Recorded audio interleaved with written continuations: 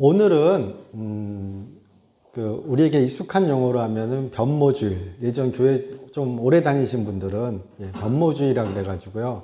예수님께서 우리가 흔히 얘기하는 변화산이라고 이야기하는 예수님께서 예루살렘 근처 뭐 변화산이라고 얘기합니다. 다른 용어도 있고요. 실제 산 이름도 있지만 합의된 용어는 변화산이라고 얘기합니다. 변모주일 얘기할 때. 그런데 거기서는 예수님께서 영광스러운 모습으로 변하셨다 그래서 변화산.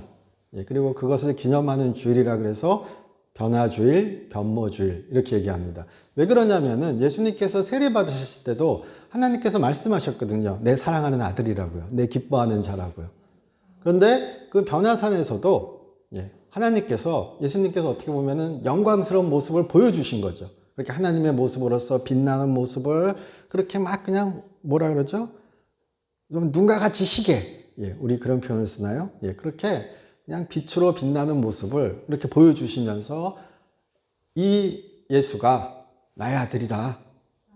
메시아다. 어떻게 보면 그렇게 확정해 주신 거예요. 다시 한번. 그래서 사도 베드로가 아주 대표로 그 광경을 목격하고 그 이야기를 들은 그 사도 베드로가 예수님께 고백합니다. 당신이 메시아라고요. 그래서 이 일화 자체를 어떻게 보면은 예수님께서 그렇게 영광스럽게 변하셨고 하나님이심을 나타내셨고 메시아심을 나타내셨다.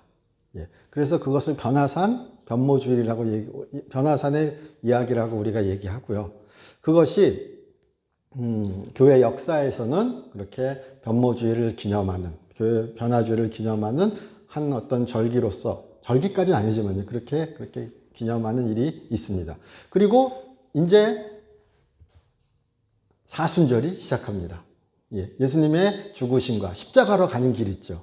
예수님께 예루살렘에 들어가시고 쭉 십자가로 가는 길에 그렇게 기념하는 그 이야기를 우리가 사순절이라고 합니다. 그러니까 다음 주부터는 사순절이에요.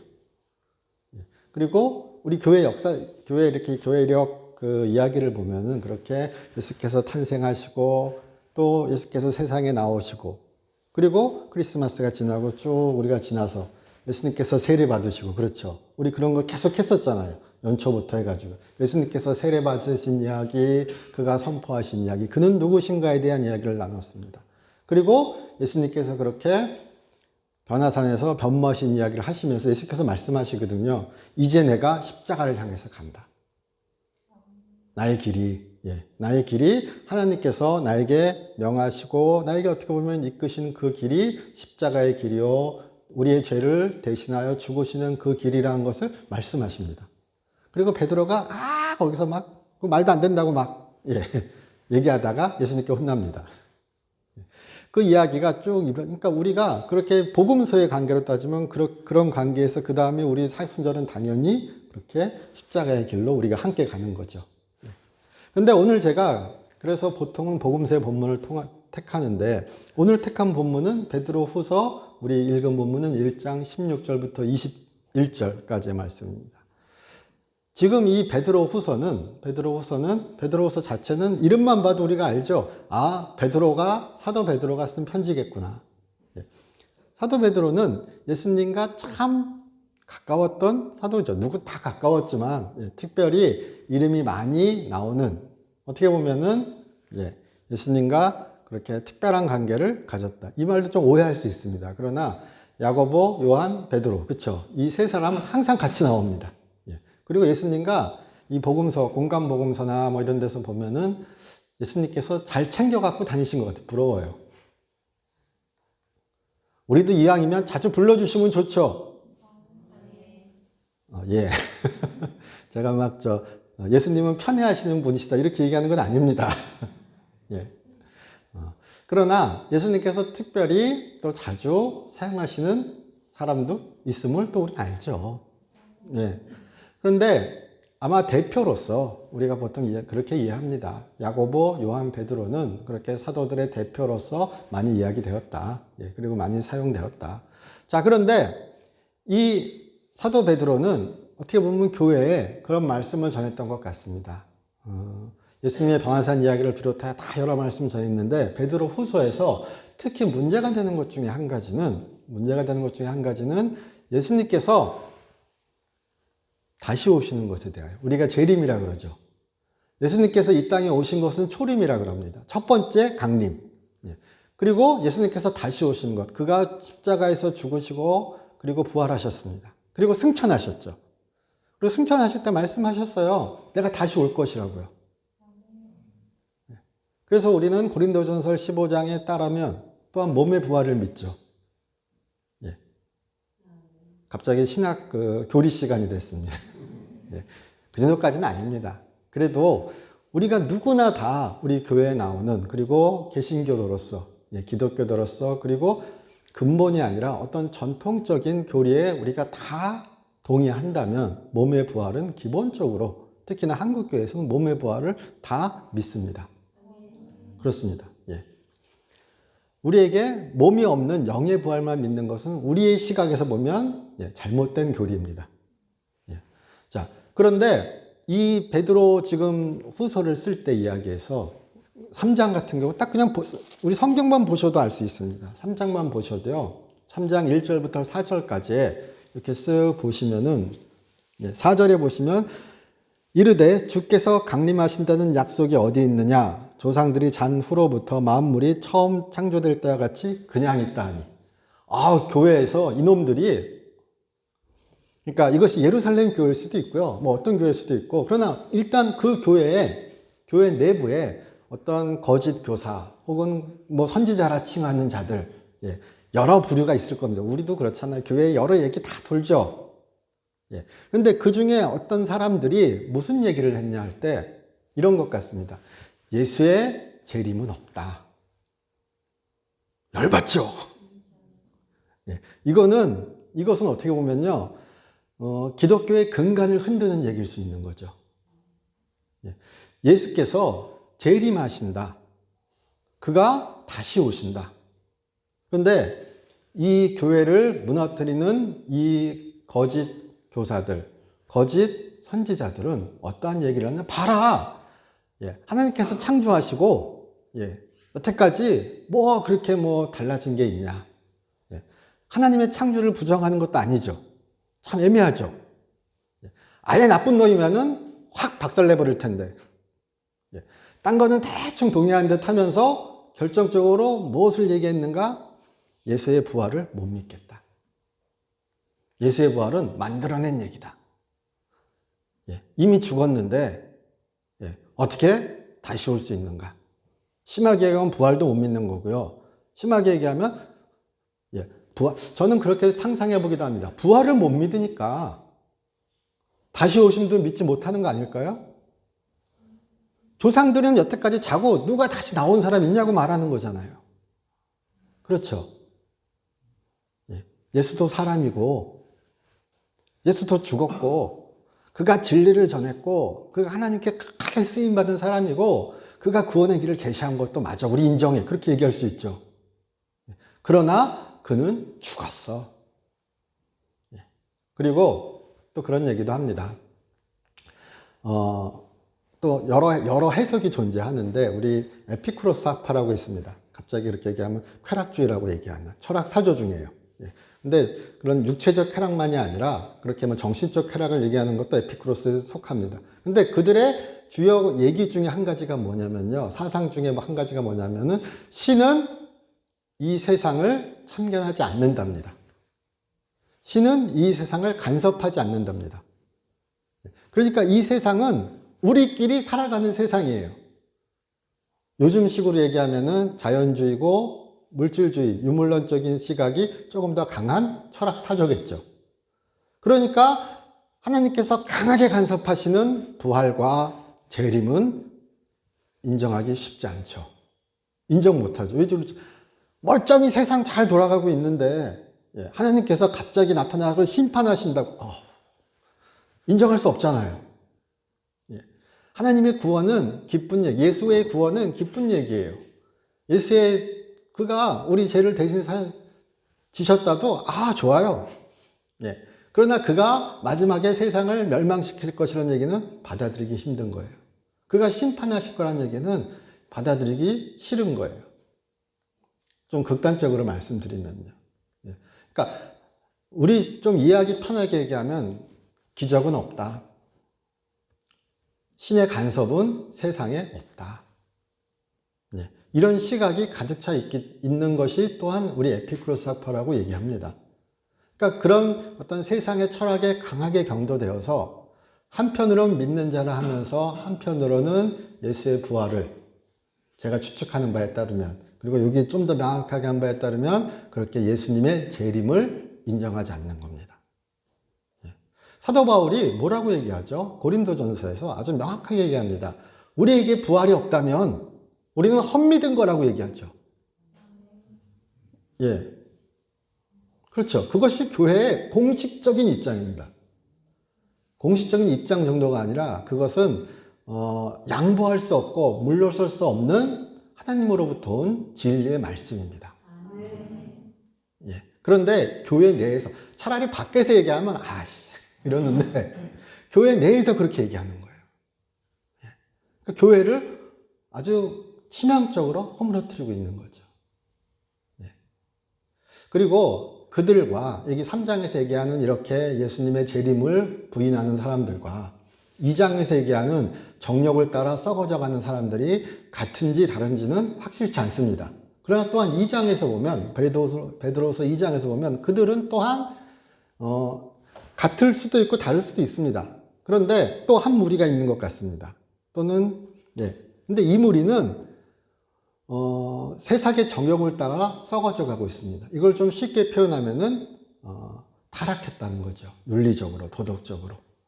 예, 너무 세상적이고, 너무 그러니까 우리가 하는 부정적으로 세상적이어서, 부정적으로 그렇게 음란에, 그리고 욕심에, 탐욕에, 어떤 그런 바알이 만몬을 섬기는 그런 물질에, 자본에, 재물에 여러모로 그들은 그렇게 타락한 모습을 보였던 것 같습니다. 그러니까 교회 안에서 한 무리는 도덕적으로 타락하여서 오히려 그런데 그들이 참 말씀을 전한다고 얘기하고 해석한다고 얘기하고 막 이렇게 하면서 교회를 썩어가게 하고 있습니다. 또 한 무리는 또 얼마나 철학적으로 또 이렇게 막 그런 에피쿠로스 학파 제가 이렇게 책을 조금만 읽어봐도요, 정확히 좋은 말 무지하게 많습니다. 예. 막 자기 절제해야 되고요. 쾌락이란 게 그냥 이렇게 육체적 쾌락에 허우적거리는 게 아니라 진정한 아타락시아, 정신적 쾌락을 알기 위해서는 자기 절제하고, 욕망을 다스리고 이런 거 막 합니다. 그러나 거기에 하나님이 빠진 거예요. 백날 좋은 얘기 해도 하나님이 빠지면 그건 말 그대로 우리 지금 식으로 철학이죠. 거기에 구원은 없는 거죠. 그러니까 이것은 구원을 허물어뜨리는 얘기입니다. 아무리 좋은 얘기를 해도. 그런 식으로 교회가 망가지고 있는 것 같은 거예요. 그래서 사도 베드로가 편지를 보낸 두 번째 편지가 바로 베드로 후서입니다. 그렇게 교회 내부에서 교회를 무너뜨리는 일들이 대표적으로 두 가지가 있었습니다. 세상 썩어질 것을 따라 정욕을 따라 그렇게 썩어져가는 자들이 그렇게 그들의 썩음을 교회 내에 전파하는 이야기. 그리고 하나님의 간섭하심, 그렇게 하나님의 이끄심을 어떻게 보면 기적을 그렇게 하나님의 존재를 종말을 부정하는, 예수의 재림을 부정하는, 하나님의 심판을 부정하는 그런 말도 안 되는 한면에서의 이단들이. 이단이라는 말은 그때는 없었을 거예요. 그러니까 예수의 구원 안에서 막 그렇게 서로 이야기하면서 그러니까 당연히 사도 베드로가 전한 이야기들, 사도들이 전한 이야기들, 그런 이야기들을 공격해야죠. 그래서 오늘 우리 베드로후서 1장 우리 16절 보시면요. 우리 주 예수 그리스도의 능력과 강림하심을 너에게 알게 한 것이 교묘히 만든 이야기를 따른 것이 아니요. 이런 표현이 나오죠. 사도 베드로가 편지를 보내면서 우리 앞에는 그 유명한 신성한 성품에 참여하는 그런 이야기를 합니다. 왜냐하면 2장에서 알 수 있으니 그들은 세상 썩어질 것을 따라 세상 정욕을 따라 썩어질 길을 가고 있거든요. 그래서 아니다. 구원받은 자는, 구원에 있는 자는, 하나님과 함께하는 자는 그의 생명과 경건의 능력으로 하나님의 끊임없는 그렇게 살게 하심에 공급하심에 따라서 신성한 성품에 참여하는 자가 된다. 주와 깊은 교제를 나누는 자가 된다. 여기 참여라는 말, 우리 예전엔 참여라 그랬죠. 신성한 성품에 참여. 우리 코이노니아 하죠. 교회에서 코이노니아. 같은 단어는 아니지만 같은 어근을 하는 코이노니아라는 말로 쓰였습니다. 그래서 그렇게 참여하는 것, 함께하는 것, 교제하는 것, 헌신하는 것. 그런 의미도 우리가 뽑아내 볼 수 있는 겁니다. 근데 신성한 성품은 좀 잠시 얘기가 흘렀지만 만일 그 정욕을 따른 것과 반대되는 것으로 우리가 얘기한다면 신성한 성품은 우리가 하나님이 된다기보다는요. 우리가 신성을 가진다 이렇게 이야기보다는 그것은 우리가 흔히 얘기하는 정교회 쪽 그런 그 이야기고요. 서방교회 우리가 속한 그 개신교 전통에서는 그런 것보다는 이렇게 얘기합니다. 하나님은 우리에게 하나님의 형상을 허락하셨죠. 하나님의 형상을 따라 창조되었죠. 그러므로 하나님의 형상을 따라 창조되었기에 우리에게는 하나님은 그렇게 하나님이 구원을 통하여 중생을 통하여 우리를 새롭게 태어나게 하셨을 때 그리고 우리가 그렇게 구원의 여정을 따라갈 때 우리에게는 그런 잃어버린 하나님의 형상을 회복할 수 있는 그런 기회가 생기는 거죠. 하나님이 우리를 좀 오해될 수 있지만 예전에 어거스틴, 우리 다 아시죠? 어거스틴. 어거스틴은 이렇게 표현했습니다. 구원을. 그는 만이교에 빠져서 또 젊은 시절을 타락으로 보내서 상당히 그렇게 인간의 죄에 대한 그런 것에 대한 타락에 대한 인식이 강했었습니다. 그런데 그가 예수 그리스도를 만나고 그렇게 구원의 길에 들어섰을 때 그에게 구원은 제가 이런 글을 읽었습니다. 그에게 구원은 하나의 회복이요 치유였습니다. 사람은 타락했어요. 사람은 병들었어요. 이것은 모든 사람이 병들고 모든 사람이 타락해서 고쳐질 수가 없어요. 왜냐하면 이미 병든 상황이고 이미 타락한 상황이라서 아무리 선한 길로 나가봐야 진짜 구원으로 진짜 그런 회복으로는 갈 수가 없는 거예요. 이미 망가졌으니까요. 그런데 우리가 영어로 justification이라고 얘기하는 영어로 그 표현은 헬라어로 justification입니다. 우리가 말할 때요. 그것은 그러니까 헬라어가 아니라 라틴어로 얘기할 때는요. 그렇게 얘기할 때는요. 어떤 변화의 과정이 더 강조됩니다. 라틴어로 얘기할 때는요. 그래서 어거스틴에게는 그렇게 하나님께서 사람을 회복시키는 병든 사람, 자신의 경험에 비춰보면 그런 거죠. 나는 철저히 타락했고 철저히 병들었으나 예수를 만나서 그가 나를 회복시키신 거예요. 그가 나를 구원하신 거죠. 그래서 오히려 어거스틴의 글에서는 그렇게 구원을 치유로 비유하는 글이 은근히 나옵니다. 하나님만이 고칠 수 있는 거예요. 잃어버린 하나님의 형상은, 망가진 하나님의 형상은. 그래서 여기서도요, 신성한 성품에 참여한을 하나님이 되는 것으로 우리 이해하지 않아도 하나님께서 우리에게 주신 그런 하나님의 형상이 우리 안에서 다시 또 이렇게 만들어져 가는 거예요. 다시 또 온전해져 가는 거예요. 개신교는 그것을 성화라고 얘기하죠. 그렇죠? 성화라고 서로 싸울 필요 없이 우리는 편하게 성화라고 이해하면 됩니다. 그런 성화의 과정으로 신성한 성품에 참여하는 것을 이해해도 문제 없습니다. 그러므로 우리가 그렇게 정욕을 따라가는 것이 아니라 하나님이 우리를 회복시켜 주십니다. 하나님의 형상, 온전한 하나님께서 창조하시고 기뻐하셨던 그런 온전한 하나님의 형상을 가진 그런 사람으로 우리를 변화시켜 주십니다. 그것은 마지막 날 이루어지겠죠. 온전한 이루어짐은. 그게 바로 몸의 부활입니다. 그것이 바로 몸의 부활을 포함하는 구원이 완성된 구원인 것입니다. 갑자기 뭔 얘기하다가 자, 그렇게 이야기하는 가운데 지금 그러면 그런 이야기의 근간에는 주 예수의 강림은 아주 필수적이죠. 그의 죽으심과 그의 부활하심과 그리고 그의 다시 오심과 심판은 너무 밀접하게 연결되어 있잖아요. 예. 그런데 지금 그 교회에서 그런 얘기를 한 일부 사람들은 그 예수의 강림이, 여기 능력과 강림 나오죠. 16절에. 능력과 강림하심인데, 능력은 헬라어로 디나미스라 그럽니다. 우리 다이나믹 영어 있죠? 예, 다이나믹한 힘, 파워, 능력. 예. 그 다음에 여기 강림하심. 우리 자료로 파루시아. 예수 그리스도의 재림을 특별히 나타내는 신학적 용어, 교회의 용어가 파루시아입니다. 예. 우리 마라나타 있죠? 주여 다시 옵소서. 주여 오시옵소서. 그렇죠? 주여 오시옵소서. 마라나타 이렇게 얘기하죠. 그런 것처럼 예수의 재림을 나타내는 특별한 신학적 용어가 있습니다. 그것을 파루시아라고 합니다.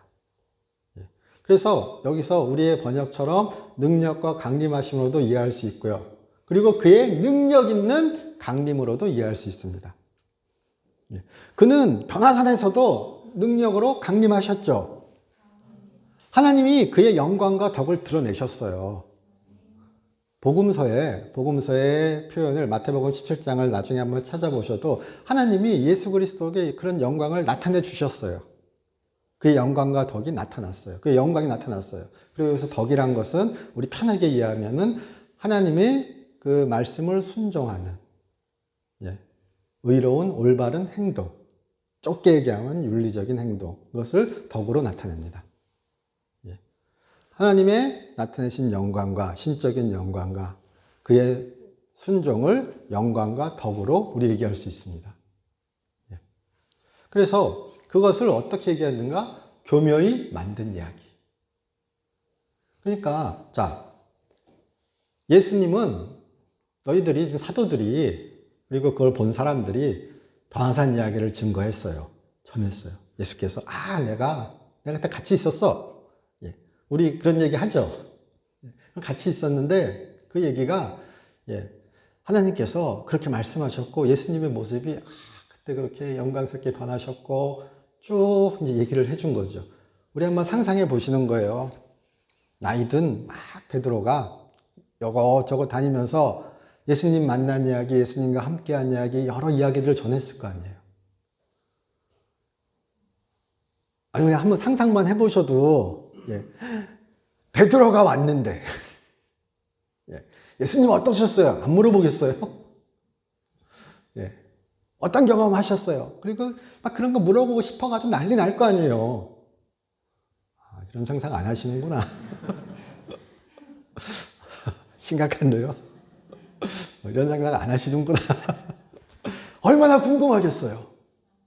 그리고 그가 그렇게 예수님에 대해서 이야기해 줄 때 얼마나 그들이 신뢰하고 들었겠어요. 그렇죠. 그런데 이 일부 사람이 그거는 교묘히 만든 이야기라고 하는 거예요. 요즘 우리식으로 표현할까요? 제가 홧가닥 해가지고 어디서 환상 보고 잘못 보고 와가지고 저렇게 떠들고 있는 거야. 그런 거 없어. 그렇죠. 이게 좀 심하게 얘기하면은 자유주의적 얘기입니다. 자유주의 신학하는 이야기요.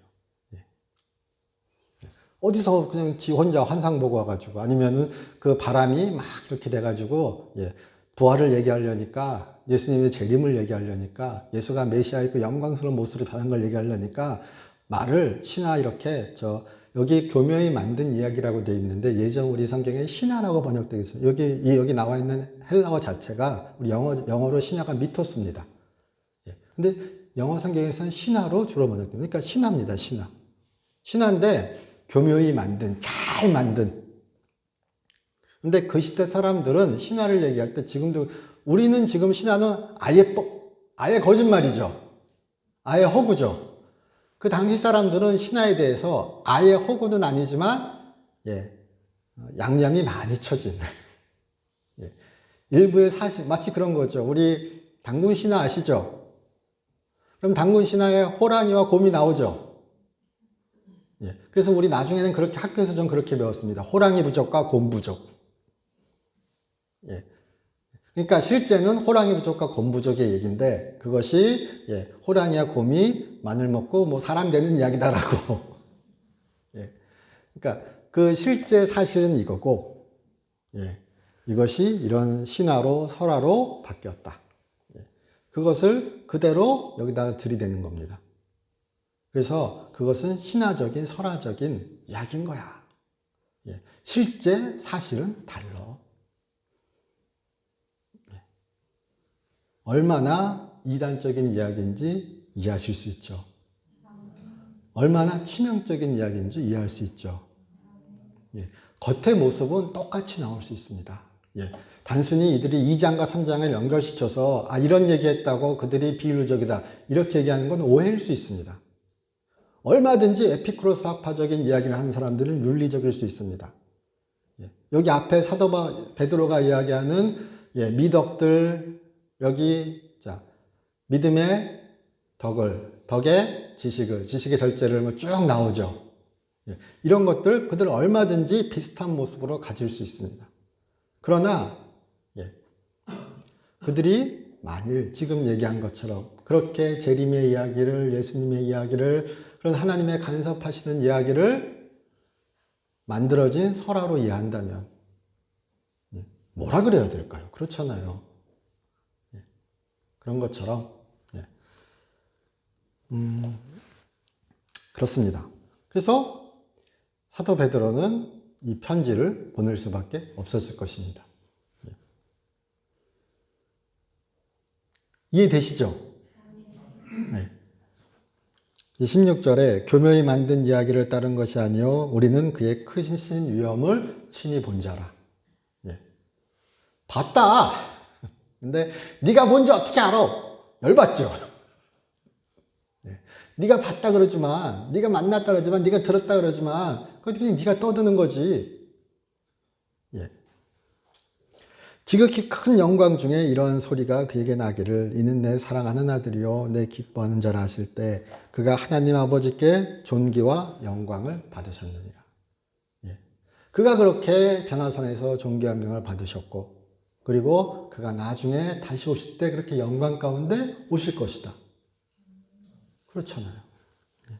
이 소리는 우리가 그와 함께 거룩한 산에 있을 때 하늘로부터 난 것을 들은 것이라. 보고 들었다 그래도 예, 교묘히 만든 이야기라고 그러고 있는 겁니다. 지금. 또 우리에게는 더 확실한 예언이 있어 어두운 데를 비치는 동불과 같으니 그래서 이것을 우리 무난하게 이해할 때는 더 확실한 예언은 우리가 지금 얘기하는 걸로는 우리의 편한 용어로 하면 구약성경의 이야기, 예언들입니다. 구약성경의 이야기입니다. 예수를 나타내고 예수님에 대해 이야기하고 구원에 대해 이야기하는 구약성경. 그래서 여기 번역을 더 확실한 이렇게 얘기한 것은 이 그대로 이제 우리가 번역된 대로 이해하시면요. 더 확실한 게 있어. 뭐라고? 성경에 나와 있어. 성경에 너희가 내 경험을 내 증언을 내 이런 신비 체험을 믿지 않는다 그런다고 그렇게 얘기한다면 더 확실한 게 있어. 뭐? 성경에 기록되어 있어. 그렇게 얘기하는 겁니다.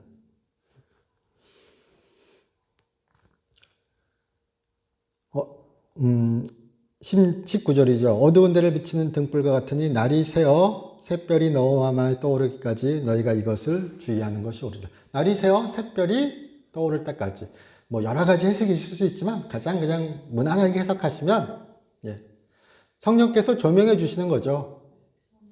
물론 여기 샛별은 우리 신학적으로 해석할 때는 샛별은 계시록에 나오는 계명성 예수님입니다. 새벽별. 새벽별입니다. 예수 그리스도. 그래서 막 계시록까지 가고 뭐 종말까지 가고 막 복잡해집니다. 그런 거 빼고 편하게 성령께서 예수 그리스도께서 조명해 주셔야 우리가 개인적으로 받아들일 때는 그러셔야 우리가 그렇게 성경의 예언을 예수께서도 그가 부활하시고 제자들과 동행하시면서 그에 대해서 성경에 그에 대해 말씀하신 말씀을 쫙 풀어주셨죠. 엠마오로 가는 길에서 제자들과 함께 두 제자와 함께. 그런 것처럼 그렇게 예수께서 성령께서 이렇게 증언하여 주시고 풀어주시고 어떻게 보면 또 그것은 단순히 얘기하면 그렇게 단순히 깨달음만이 아니라 지금 사도 베드로는요 그렇게 얘기하는 겁니다. 그렇게 깨달은 자, 그렇게 조명된 자는 아까 제가 신성한 성품을 왜 얘기 드렸는가? 그렇게 살아간다고 이야기하는 겁니다. 하나님의 형상을 회복하는 가운데 있는 것입니다. 그래서 가장 기본이 거기 나온 어떻게 보면 믿음이겠죠. 이 믿음은 단순히 하나님을 아는 믿음이라고 얘기하는 것이 아니라 하나님께서 여기 예수 1장만 보셔도요. 1장 중간쯤부터 보시면은 구주 예수 그리스도의 의를 힘입어 동일하게 보배로운 믿음을 우리와 함께 받은 자들에게 편지하느니. 그렇죠. 이건 무슨 믿음이냐? 동일하게 보배로운 믿음을 받은 거예요. 하나님께서 예수 그리스도의 의로 말미암아 우리에게 보배로운 믿음을 나에게도 주셨고 너에게도 주셨어. 이건 받은 믿음이에요. 내가 믿는 믿음이라기보다 무엇을 명확히 하는가? 하나님의 은혜로 받은 믿음이죠. 그리고 그것이 바로 우리를 변화시키는 믿음이요, 우리를 구원하는 믿음이요, 우리를 살게 하는 믿음인 거예요. 그래서 보시면 3절에 그의 신기한 능력으로 생명과 건강에 속한 모든 것을 우리에게 주셨으니 이는 자기의 영광과 더불어서 우리를 부르신 이를 알므로 말미암음이라. 그래서 이 알문, 이 지식의 자람은 우리 신앙에 평생을 계속돼야 되는 거예요. 한 번 알고 한 번 인정하고 끝나는 것이 아니라 그래서 지금 사도 베드로는요. 베드로서 3장 마지막 절 보시면요. 지식에서 자라나라 그래요. 하나님을 아는 지식에서 자라나기를 바래요. 근데 이 지식에서 자라난다는 것은 다른 것이 아니라 그 지식이 자라나서 하나님께서 우리에게 그렇게 예수께서 우리에게 생명과 경건의 능력으로 허락하신 받은 그 믿음이 우리 신의 성품이라고 얘기하는 신성한 성품이라고 얘기하는 더 지식, 절제, 인내, 우애, 형제 사랑, 또 사랑 이런 모습으로 쭉 나와서 그렇게 하나님을 아는 지식이 자라나는 것이 바로 이런 모습이 또한 나타나게 하는 거예요. 그리고 또한 우리는 그렇게 하기 위해서 여기 보시면 5절에 3절인가요? 5절. 그러므로 너희가 더욱 힘써 너희 믿음의 덕의 지식을 쭉 나오죠. 힘써. 이게 그냥 힘써가 아니라 진짜 미칠 듯이 노력하라는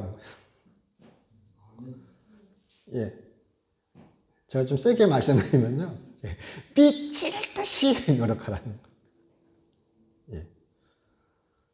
그래서 이 믿음은 무엇이냐?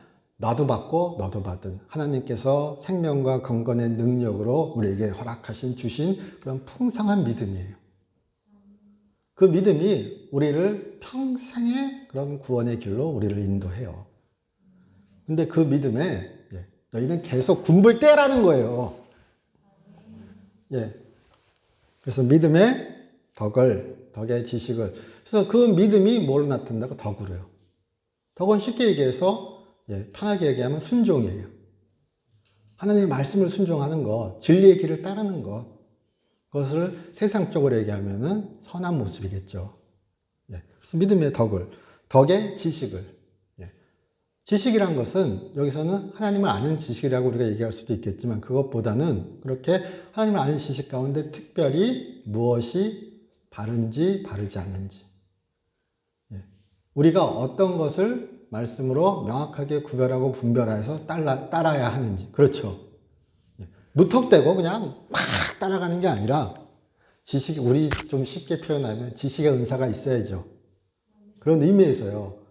구별하고 분별할 수 있는 지식. 어느 것이 바른 것이고 어느 것이 하나님의 뜻에 합당한 것인지. 그냥 믿음과 덮어놓고 그냥 덕이 그냥 막 뿜어져 나오는 게 아니라 거기에 올바른 지식이 공급돼야 된다는 거예요. 여기서요.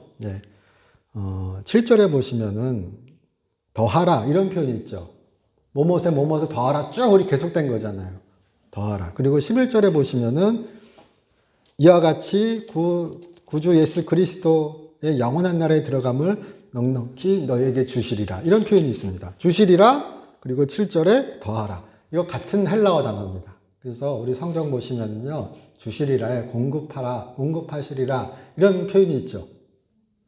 그러니까 사람도 구원받은 자도 하나님의 그 귀한 능력으로 생명과 경건의 그 보배로운 믿음을 받은 자들은 계속 믿음의 덕의 지식의 절제를 끊임없이 그냥 공급해야 되는 거예요. 힘써서 공급하래요. 공급하라 이래요. 더하라. 그러면은 어떻게 된다고요? 우리 주 구주 예수 그리스도가 그의 영원한 나라에 들어감을 넉넉하게 공급하시리라. 그러니까 내가 열심히 살면 거기에 딱 이렇게 저울 맞춰가지고 해주시겠다. 이거 아니죠. 그리고 그렇게 할 수 있는 믿음조차도 받은 거죠. 그리고 그 가운데서 그렇게 지식도, 지혜도, 절제도, 인내도, 사랑도 이런 것도 끊임없이 그로부터 받아야죠. 왜냐하면 하나님의 형상을 회복하는 거잖아요. 사람이 되는 거잖아요. 그래서 그렇게 끊임없이 할 때 그것이 바로 구원의 한 모습이다. 이렇게 또 얘기하는 거죠. 넉넉하게 그렇게 그가 공급해 주실 것이다. 그러므로 저기 이렇게 정욕을 따라 세상에 썩어지는 모습으로 살아가는 교회 내에 그 사람들을 본받지 말고 신성한 성품에 참여하는 자가 되고 부활은 없다. 부활은 마음속에 있는 거다. 뭐 부활이 언제 될지 어떻게 알겠냐. 부활은 예수 그리스도를 그렇게 그리워한 그때 당시 사람들이 만들어낸 그런 이야기다. 그러니까 우리는 영적으로 그냥 잘 알아듣고 이 땅에서 잘 하나님의 나라를 만들며 살면 된다. 이게 자유주의입니다. 아주 대표적으로 제가 막 그냥 뭉뚱그려 얘기 드렸지만 그렇게 심판은 부활은 다른 이야기다. 말 되는 이야기일 수 있어요. 요즘의 시각에서는요. 그러나 그러지 말고 그쵸? 그렇게 주의 구원을 주의 완성을 따라 우리가 그 길을 걸을 수 있기를 주님의 이름으로 축원합니다. 뭐 여기 그러니까 뭐 신천지니 아니면 뭐 구원판이 뭐 여러 가지 얘기해 볼 수 있을 것입니다. 솔직히요. 예로요. 그러나 교회 내에서 어떻게 보면 우리가 또 좀 조심해야 될 것도 한국 교회에서 뭐 자유주의라 그러면 다 또 그렇게 싫어하지만요. 진정한 자유주의를 못 보셔서 그래요. 우리 한국 교회는 되게 보수적이거든요. 근본주의적이고요. 그래서 진정한 자유주의를 보시는 순간 깜짝 놀라십니다. 아니 저럴 수가. 아니 저럴 수가. 그런데 그런 자유주의 모습 중에 대표적인 것 중에 한 가지가 바로 이 부활을 역사적인 사실로 인정하지 않습니다. 그거는 좋은 말로 영적인 부활, 우리 안에 살아계신 예수, 이걸로 끝냅니다. 근데 교묘히 그러니까 허탄한 신화의 이야기, 교묘히 만든 이야기, 초대교회의 바람이 만든 이야기들, 얼마나 서글픈 이야기예요. 교회 안에서의 이야기입니다. 교회 안에서 그런 일들이 일어날 때 우리가 그것에 깨어 있어서 우리가 베드로가 얘기했던 것처럼 우리 시대에도 우리가 깨어 있을 수 있기를 주님의 이름으로 축원합니다. 저희 기도드리겠습니다. 하나님 저희 사랑하여 주시고 인도하여 주신 감사드립니다. 주를 알게 하여 주시옵시고 주와 함께 자라나는 저희 되게 하여 주시옵소서. 주 예수 그리스도의 이름으로 기도드립니다.